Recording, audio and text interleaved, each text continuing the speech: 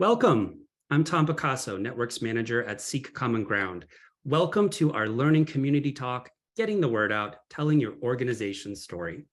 Joining us today are Nathan Jaros, Founder CEO of Light, Leadership Influencing Teen Empowerment in Akron, Ohio, Mary Macias, CEO of Footpath Foundation in Cleveland, Ohio, and Dawana Waters Harold, Founder CEO of Bridge the Village in Akron, Ohio. You can find out more about these organizations in the chat below. They each participated in our Ohio Whole Child Action Accelerator and have graciously agreed to share their perspectives and experience in working to get the word out about their efforts. Speaking from experience, this is a complex undertaking and critical to your ability to be of service and to elevate the stories of the people we serve. For today's talk, Dawana, Mary, Nathan, and I will explore their approaches, successes, and lessons learned for about 30 minutes. I encourage you to join the discussion by posting questions via the Q&A function. We will spend the final 10 minutes of the recorded portion of the talk fielding those questions. So whether you've been to our talks before or this is your first time, welcome. Our talks are meant to cultivate community as well. So like all of our online talks, we invite those of you joining us live to stay online for an off-the-record discussion to the top of the hour. These are always really great, so please stay with us. Finally, today's session will be available on our YouTube channel in the next few days. So jumping right in, Dawana, Mary, and Nathan, welcome. To start off, I just want you to tell us a little bit about your organization, both your elevator pitch, so to speak, and why you do what you do. And to kick us off, Dawana. Hello, everyone. So I'm Dawana Waters Harold. I'm the founder and CEO of Bridge the Village. It's a nonprofit organization in the Summit County area. We're committed to serving, supporting, and educating underserved youth and families in out of school and in school type programming, and partnering with various other community agencies that leverage us, impacting the needs of youth and families that we serve. Our mission is driven by the belief that it takes the village to impact the community. Our most impactful program that we have been able to launch, and we love and grow it, started with the support of SCG, Seek Common Ground in the learning community. It's called Pose for Games. Its inception came about from a call to action by the various school districts during the pandemic. Well, Bridge the Village decided to answer that call. The pandemic that we were dealing with, we faced a lot of opportunity gaps. The students started facing a lot of opportunity gaps. So we decided to answer that opportunity gap by creating environments, LECs, that offer nutritional, emotional, and social opportunities for the students to get supportive services. As restrictions lifted, the new normal for students would call for us to be more innovative in addressing the pre-pandemic opportunity gaps amplified by the pandemic. So hence birth Pose for Games, which is a culturally competent program that focuses on 3 modalities of the individual student. That's the academic games, the social, emotional skills, and identity development. Thank you so much, Dawana. Mary. Hi, I'm Mary Macias. I'm the CEO and co-founder of Footpath Foundation, and I came to this work through a winding journey that began when I went to law school to become a child advocate. I've worked with kids in foster care, aging out of foster care, as well as groups of kids facing other hardships. And I first saw the power of and the need for kids to spend time outside when I took when I was part of a team that took kids from Detroit to Northern Michigan to an overnight camp. And that was in the year 2000. From the moment that the kids started complaining when we rolled down the windows, well, we probably did not actually roll down the windows. When we put down the windows of the vans, and the kids started to complain about the smell, which turned out to be fresh air. It was at that moment that I realized that all kids need outdoor opportunities, and many are not able to experience the outdoors as we would hope. So ever since that trip, I became dedicated to connecting youth to nature who typically do not have outdoor experiences. And And there's much more to tell, but I just want to fast forward to 2015 when I co-founded Footpath Foundation. Our mission at Footpath is to connect kids with nature to develop personal growth and improve access to the natural world. So in 2015, Footpath Foundation became a 501c3. And in the summer of 2016, we took our first group of 48 kids from the Boys and Girls Club to overnight camp. It was a wonderful success. And we saw that by immersing kids into nature, they get to try new things, like make new friends, they build self-confidence, they overcome fears, and they also get to just be kids, which they do not usually get to have. They have the opportunity to get a breath of fresh air, both literally and figuratively, and they find personal growth when we're outside. So since then, we just have continued to grow, and it is amazing every time you see a child swim in a lake for the first time, or an apprehensive face when they go canoeing for the first time that turns into a giant smile as they realize they're doing it. You can see that these moments are life-changing. So nature provides so many benefits, and it is essential that all children get to receive these benefits. We've been growing and expanding our programming ever since that first overnight trip. And we now have school-based programs for 5th and 6th graders, after-school programs, summer camp, outdoor adventures, equestrian therapy, and now thanks to Seek Common Ground, we also were able to offer winter programming, which here in Northeast Ohio is sometimes a challenge because you do not have coats and boots and snow pants and gloves when you need them when you're working with the youth that we serve. So thanks to Seek Common Ground, we were able to expand our programming into those winter months. We believe that all children deserve the right to experience the benefits of the outdoors, regardless of race or income. And that's Footpath. Awesome. Thank you so much, Mary. I want to go outside right now. But next is Nathan. Thank you, Tom. My name is Nathan Jaros, the founder and CEO of Light, Leadership Influencing Teen Empowerment. Light provides leadership development training and emotional intelligence training in class with area high school and middle school students. We cover topics like purpose, communication skills, listening skills, team development, followership, behavioral diversity like the DISC model, again, emotional intelligence, problem solving, conflict management, engagement versus satisfaction, leadership styles, and many more topics. Essentially, we take the corporate training model, but instead of going into businesses, we go into area high schools and middle schools. One of the main reasons I started this organization was to ensure that every youth has the equal opportunity to learn how to lead themselves, how to lead ethically and effectively, and how to be productive team members. Thank you so much, Todd. Yeah, thank you, Nathan, and thank you all. It's so great to be in a space with you all again. We spent about a year and a half together with the Ohio Whole Child Action Accelerator, so it's great to be here today. Jumping right into storytelling, right? What brings us all together today. I would love to know an example of a time when you both identified and successfully connected with an audience. Who were they? How did you do it? What was your storytelling method or strategy? And how did it change your overall organizational storytelling strategy? What did you learn? And let's start off with you, Mary. Okay, thanks, Tom. So I actually am going to back up.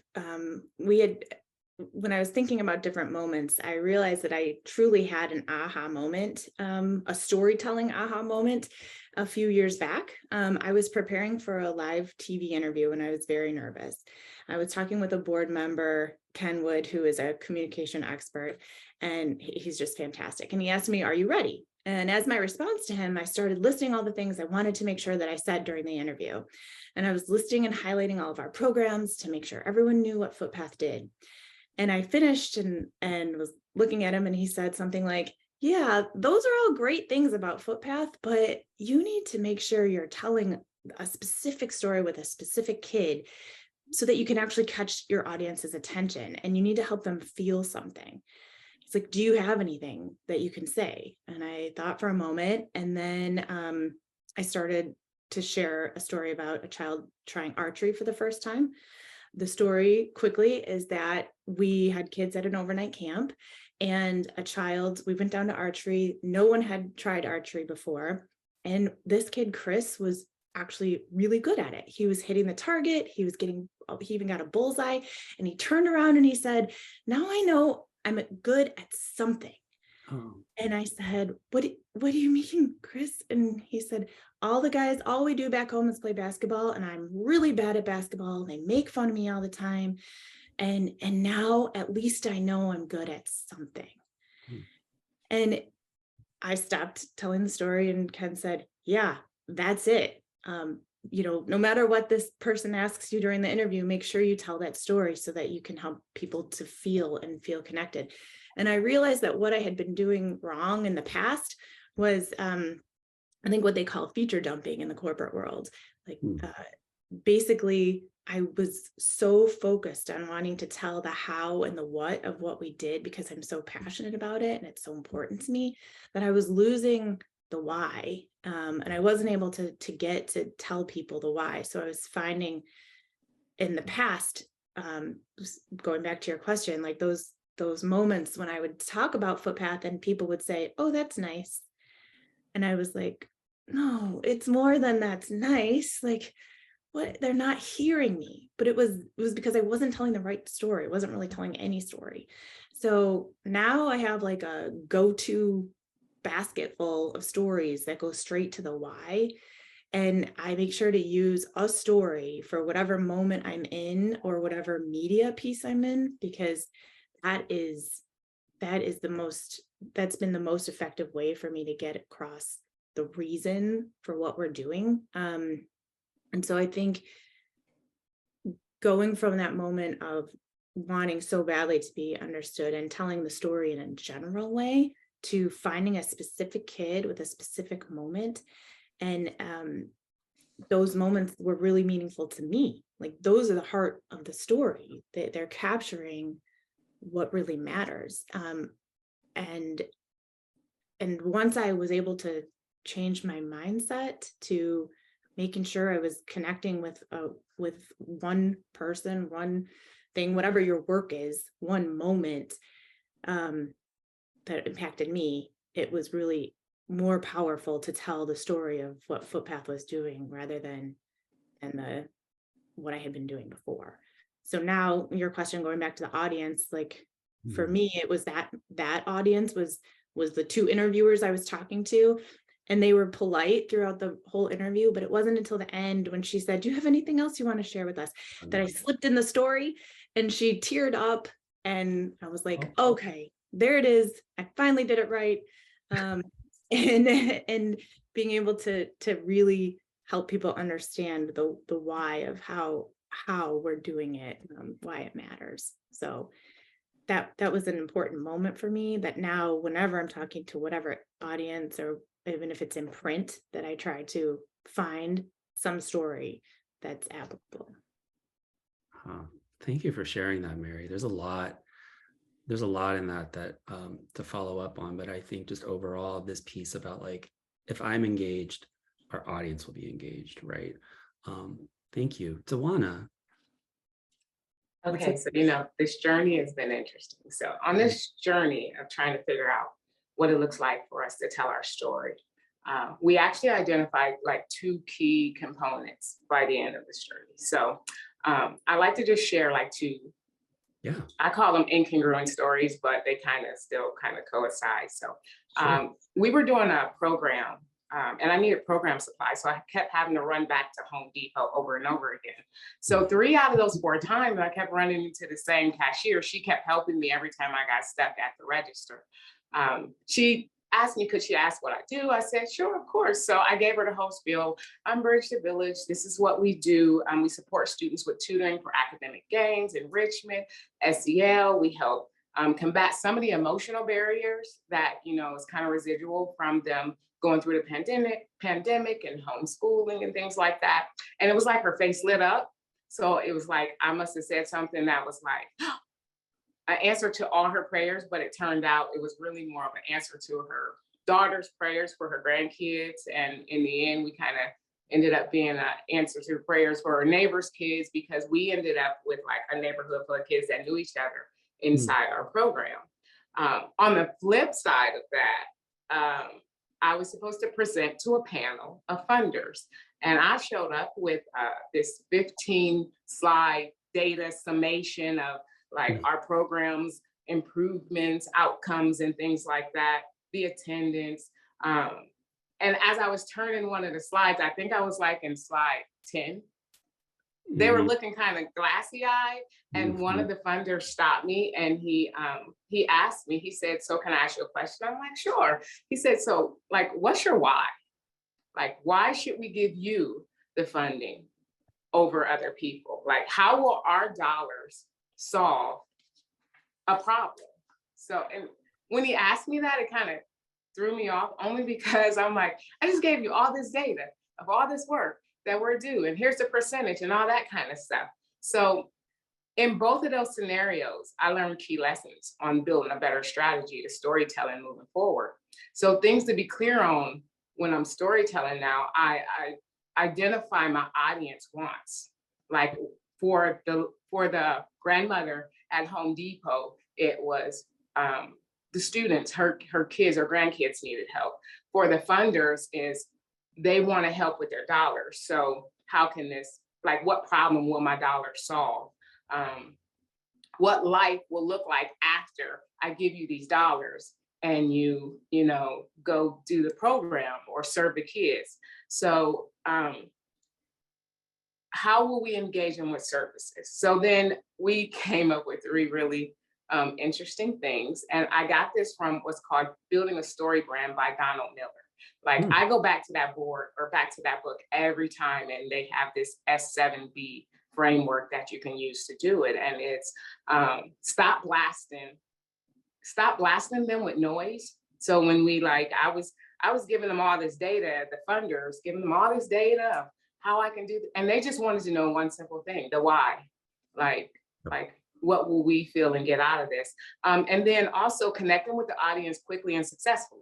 Because sometimes you only have like 20, 30 seconds, which I wish I think they wish I would have stayed at that 20, 30 seconds with all my slides. And so it's just be seen, heard, and understood. Those are like the main lessons and that we've learned when we're doing storytelling and getting kind of to the point. So we follow that model and it kind of keeps us on track on things and we get those stories out. Thank you, Tawana. And I think you said at the beginning, I think that you thought the 2 stories were incongruous to each other. Yeah. And actually, you're telling us such a great example of just being malleable to what is the audience? Is it this one person? What are they going to care about and engage with? And then is it like a group, right? That's funders, for example. So I actually think there's such a great connection there about how we as leaders in this space, right, are often having to also pivot so quickly and what is the best story that's going to be in this amount of time, this amount of attention. So I really appreciate you sharing both of those a lot. Nathan. Yes, Tom. I know when I originally started this organization about 6 years ago, I met with someone who knew my dad from a long time ago. And I was talking with him, getting his advice about how to start an organization and some tips that he might have, because he's done some foundation work. And the biggest thing he mentioned was to be successful in this community, to be successful in this area, it's about developing positive relationships. It's about making those connections with other people, hearing their stories, hearing what is motivating them, being able to then share your message with them too. And the example he shared was, he goes, and for example, a long time ago, he goes, I've forgotten a lot of the stories with your dad. I forgot maybe what he said or the jokes that were told. But the one question I can always answer is, was he nice? Was he someone that had a positive impact? And so sometimes we get so caught up in some of the details, specifics, where we realize the relationship is what tends to kind of sail that relationship and sail that success. And so with that in mind, I know when I was getting more involved in the community, getting more involved with this area, this region, you're able to see what sort of motivates someone, where maybe what's important to them, maybe the types of students that you're serving in certain areas or schools, a school maybe they went to, and then is finding those examples from your experience. I know with our sessions, we have a variety of different topics, and those have led to maybe different stories that I've been able to share in presentations or one-on-one encounters. Sometimes it's from the very first day I was out of school. It was an inner city school of Kenmore. And on the student's evaluation sheet, the student said that their favorite part of our program was that he asked how we felt. And I just thought that was such an interesting takeaway. And I've shared that with other people who kind of go, yeah, of course, it's giving them a voice, letting them be heard, that someone asked them, what is your vision? What is your plan? What is a goal that you have? As opposed to maybe telling them things, but allowing them to come at from the inside out approach. Mm-hmm. And I know that Mary and Dawana highlighted very articulately the importance of knowing the why behind what you do. And that's just such an imperative thing, where there's a group in our area called Heart to Heart Leadership. And the one phrase they say is, the most important things in life cannot be measured. Talking about when we are applying for grants, I'm sure we've all done that. Yes, we need to have data and metrics and how has our students improved since our program. But some of the most impactful things are the qualitative. Those stories of a student who did our public speaking activity, communication skills, and the teacher coming up to me afterwards and said, yeah, that one girl in the front with the gray hoodie, I didn't even know what her voice sounded like until today, until she broke out of her shell and answered a question and participated. And some of those, again, you can't measure that on a statistic, but you can see that little story and little example as the impact of giving students an opportunity. So a lot of it is knowing your audience, what maybe they're looking for in that response. And I too have come to that same challenge of wanting to present, here's the facts, here's what we do, and then remembering to include those personal stories and examples when it fits the right situation and what the audience might be looking for that may fit what their perception is. Thank you for that, Nathan. Already so many good stories already in this talk today. Just thank you for bringing those into the space. And I want to open up this space as well. I think so many amazing tabs have been opened that you all have shared so far about the why, how you've connected to your audiences, what are some of the lessons learned. I want to open it up to you all to sort of ask each other a question. Maybe Nathan, will start with you. Like, what's top of mind from what you've heard so far, or what's a question or maybe even a challenge that you all can help each other with as well? Because I do know that, and just to again remind our audience that you all work in the same region, so to speak.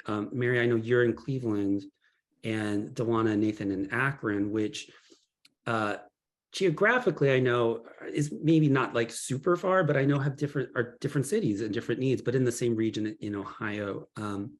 So that's why it's so exciting to have you all here together. And maybe Nathan, I'll just pass it over to you to see what questions you might have for Mary or Dawana or myself.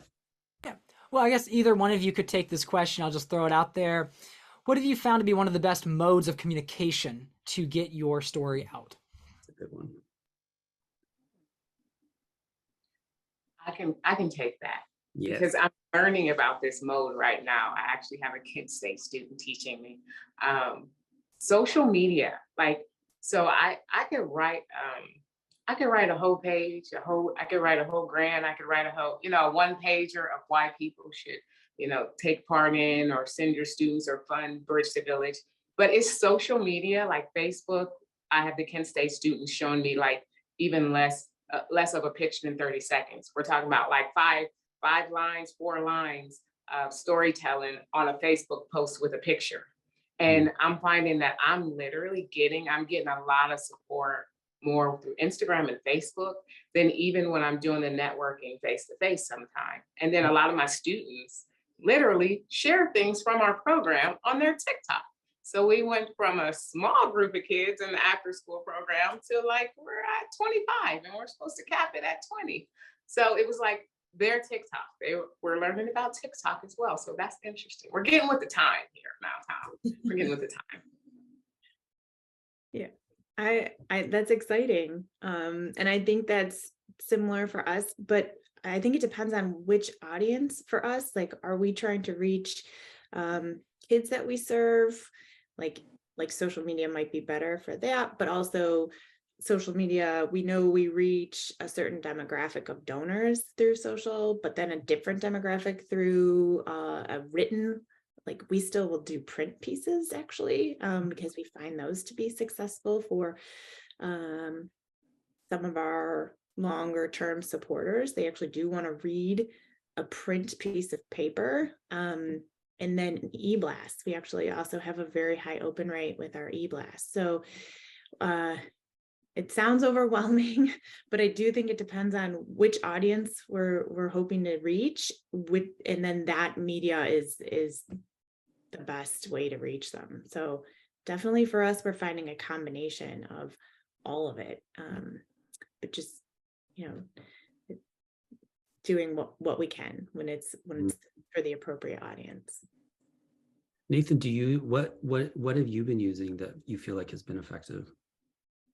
So yeah, for me, since we've been more of a grassroots organization starting up, we're in our 5th school year, which the accomplishments, we've served over 4,000 students to date, which is exciting. But with that, there's still a lot of work to be done to get more of an awareness that we exist.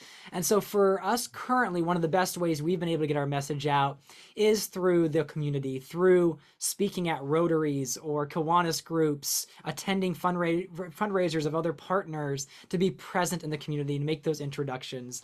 We even had a group back in, I think it was around the fall, where we spoke for a Rotary, and in doing so, there was one person who came up to me going, well, do you also serve adults?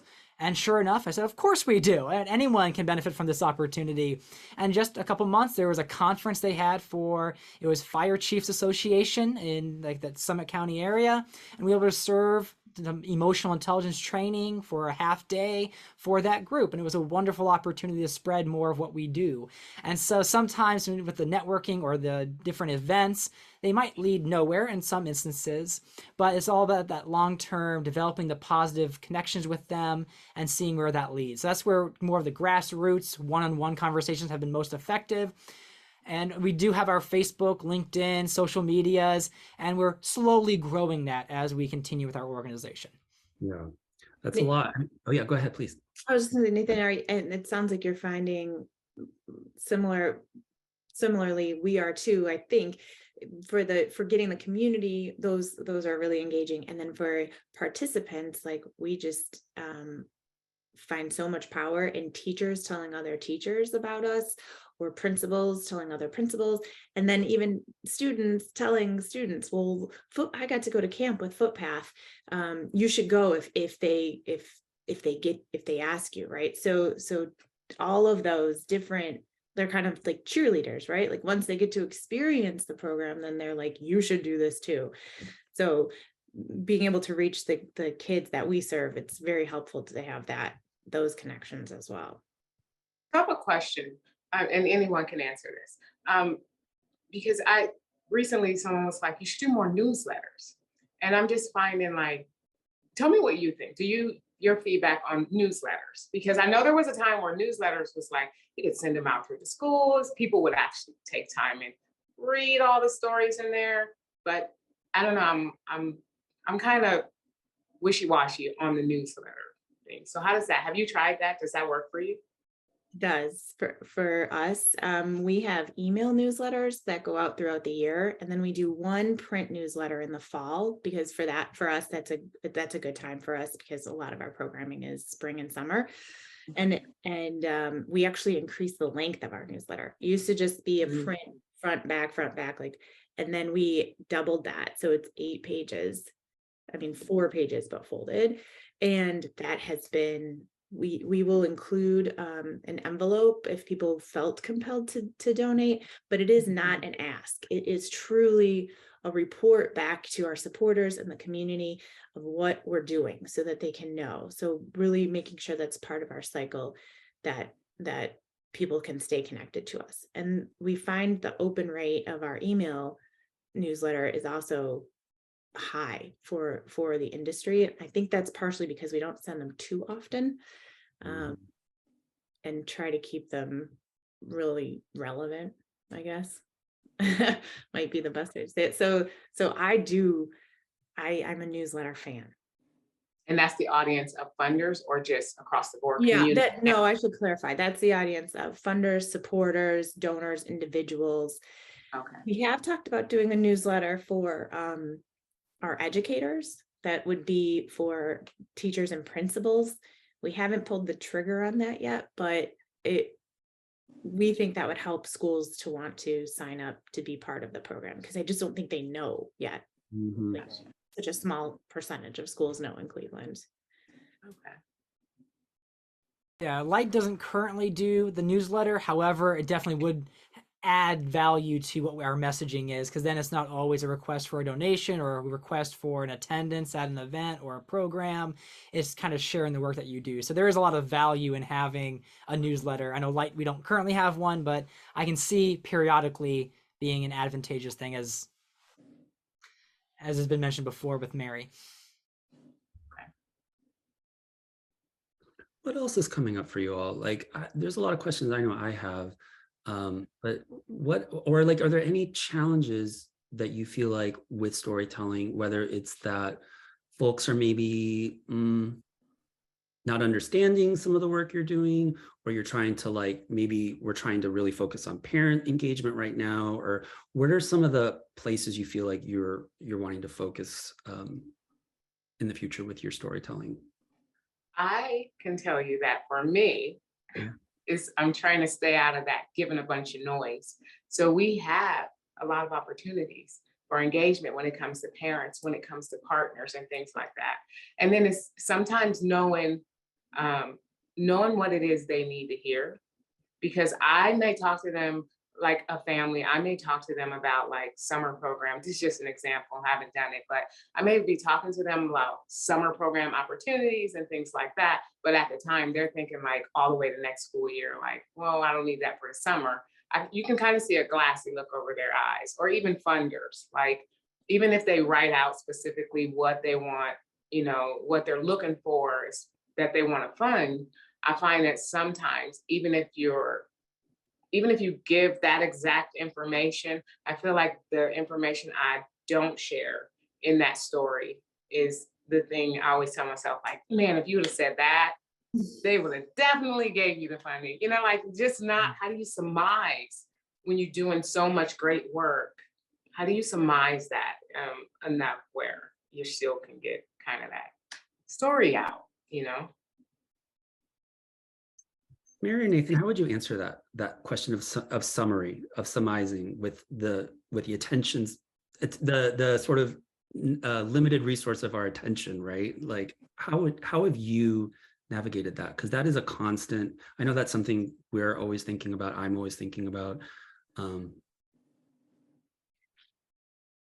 think you actually said it earlier, Duana, about being able to identify what the audience wants.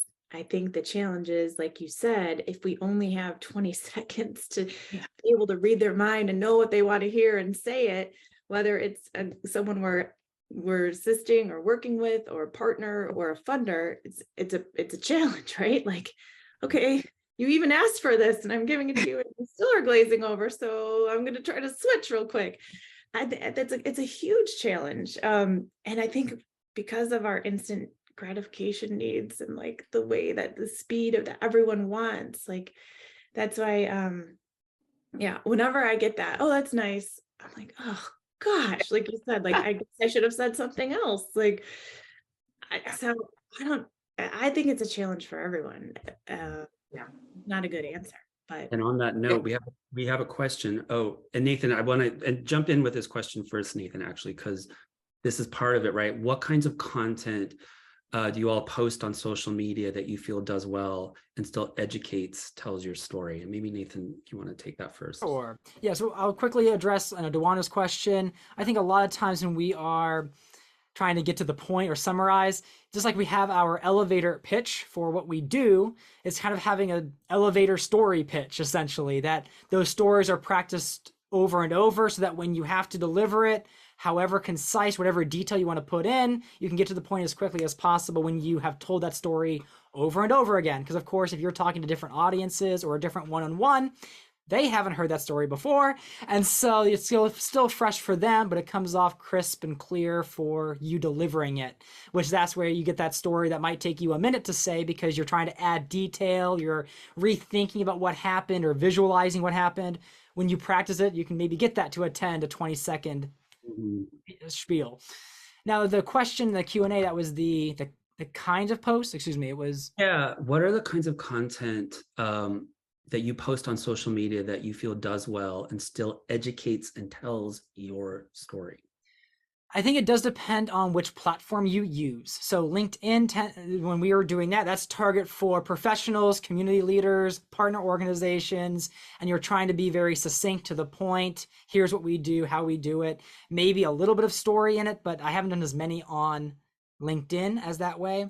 But when we're on Facebook, and we just recently got Instagram, and I'm still working on using that because I'm not much of a personal social media user myself.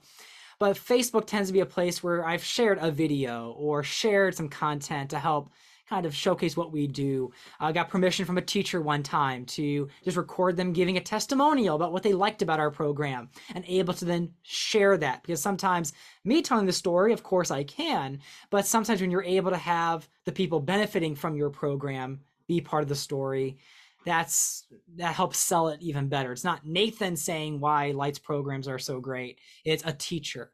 And sometimes leading to answer your question earlier about challenges. What I found to be a challenge is that sometimes so many people will take a picture with the students. They'll take a video with the students. And that's very good to help sell the program, but there's a lot of liability there, right? So if you don't have the permission to have a picture with those kids and they're on your website, or do you have the permission, the parent permission and consent form to have a video recording of a student giving a testimonial?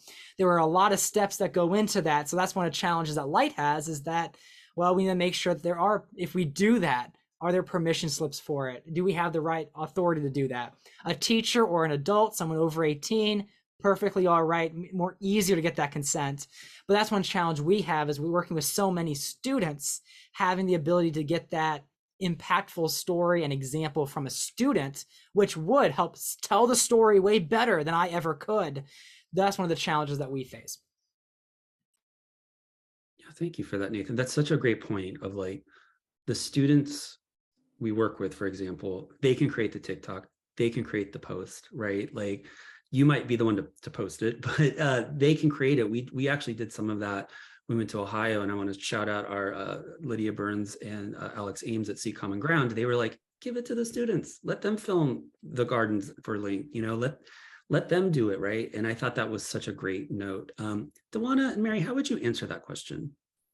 Well, we did, just to go back, we actually, when students come in our program, part of our application process is getting the parents' permission right off rip, because we already know we want to share their progress, because we already in our mind have said they're going to progress. We work with Kent State students and things like that. So we want to share that, college students are what we call each one teach one. They're reaching back, they're coming back, and they're serving. So we do a lot of pictures, but our pictures tell stories. So we may have a Kent State student and then just an elementary student, but that picture is telling a story. I can literally put just 4 words in, and hashtags inside that post, and people get it because it's telling a story. And I will say a Kent State student, they're like, oh, that's so cool. So how can we volunteer? I've gotten Kent State volunteers from a post on Facebook, like, yeah, I go to school with her, I want to tutor. So I recruited that way as well. So I think Facebook tells, and TikTok, although it's new to me, I did learn that a lot of elementary kids watch TikTok, and when they come, they think we're going to do TikTok videos because someone has sent them a TikTok video from the after school program where every time they get something right, Miss D have to get up and do a dance with them. And they TikTok that. I don't even know if that's the way you say it. That tells you how. That's it. Mary, your thoughts? I would say something very similar. We also have, we get permission right away for photos and videos. And then we have, I think the most powerful things are pictures with a couple of words in them, and then a little bit of a caption. And sometimes we'll do longer captions if, we kind of mix it up. So Sarah is our social media guru, and she makes different things in Canva, actually. You can get a free Canva account if you're a nonprofit, right? So she'll make graphics and then be able to replace. So if we're thinking partners, we might have standard graphic where we can thank our partners, thank our schools, and then also write a little something. And then the pictures of kids' faces smiling in a canoe. I mean, there's nothing better for us. Like, it's amazing. So that's definitely very powerful on social media. Yeah, and just I think you all have started to answer this question. We have one last one of just how do you encourage students to post on social media? And I think what I'm hearing is like, first off, let's get permission. Like, let's clear those hurdles, right?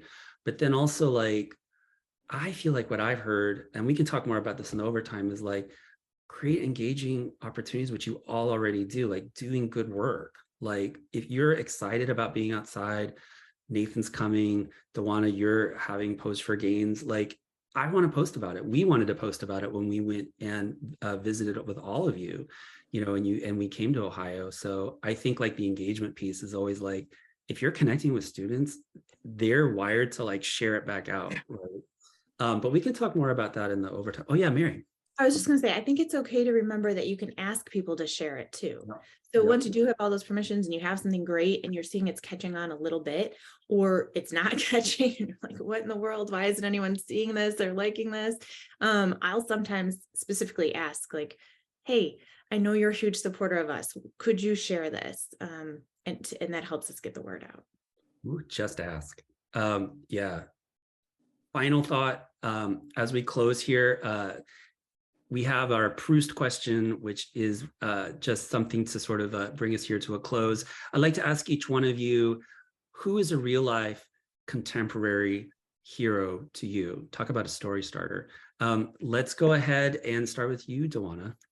Oh, Yeah. no, thank you. I'm just contemporary hero to me. Mm-hmm. Okay, so I'll be honest, she's not actually, so she's not super famous or anything. So I would have to say her name is Jackie Thurman, because I have watched her, like she has been in the community, she has worked with young people, older people, she's always been in service. And the way she's done it has been with such like, she's strong, but she's got this poise and she knows how to get a message across with just a few words. She can impact you. She can make you feel up here. She can bring it, but she definitely empowers you. So I would have to say Jackie Thurman is like, that's my contemporary hero. She always has to for 100 years, not to say my age and put it out there, but she's been around a long time. That's my hero. That's awesome. Nathan. So I was born January 15th, and that shares the same birth date as Dr. Martin Luther King Jr. And he was one that I always looked up to even growing up. And we all know Dr. King from history class. We know some of the basics of Dr. King, but being able to learn even so much more about him, different speeches he's given that are less known nowadays. One that he gave in Cleveland that was very insightful, seeing what he pulled from. And I remember when he was giving the one speech, the one quote I'll remember that he cited, which was from Victor Hugo, which is, "Nothing is more powerful than an idea whose time has come." And I just like some of those concepts that he's done to demonstrate that transformational leadership that, despite not having a position of authority in certain instances, was able to demonstrate truly impactful leadership that transcends time and is a fantastic role model. Thank you, Nathan. Mary. I think this question is too hard. I have a lot of role models, and I answer it differently every time you ask me, Tom. And this time I was thinking about people that I know, not famous people, and I was thinking about storytelling. So I'm gonna say my mom, because she is just an incredible woman and a great example. And I have a story. One day I came home and she was on an exercise bike, like not a Peloton. This was like when I was in high school. She was on like an old school exercise bike, and she was eating a chocolate bar, like a full candy bar. And she doesn't remember this. And I looked at her and I said, "Are you exercising and eating chocolate at the same time?" And she said, "Yeah. Well, sometimes you can't do it all. You can only do what you can do in the moment." And I think that's applicable for our overwhelming need to tell stories to everyone in the whole world, in all different audiences, right? Like, because it feels overwhelming. There are lots of different paths we could be taking, and as smaller organizations that might feel really hard. So we can only do what we can do, and sometimes that's our best. So just start with doing what you can. Oh, thank you for that story. That's a good one. Well, thank you all again. This was just such a pleasure to share a space with you all. And thank you all for coming this afternoon. We look forward to announcing our next talk soon. For those of you joining us live, please stay on for our off-the-record discussion with Nathan, Mary, and Tawana. And you can find more Seek Common Ground Learning Community Talks on our YouTube channel. You can find the link below in our chat. Thank you all for joining us today. And if you're joining us live, we'll see you in overtime. Thanks, everyone.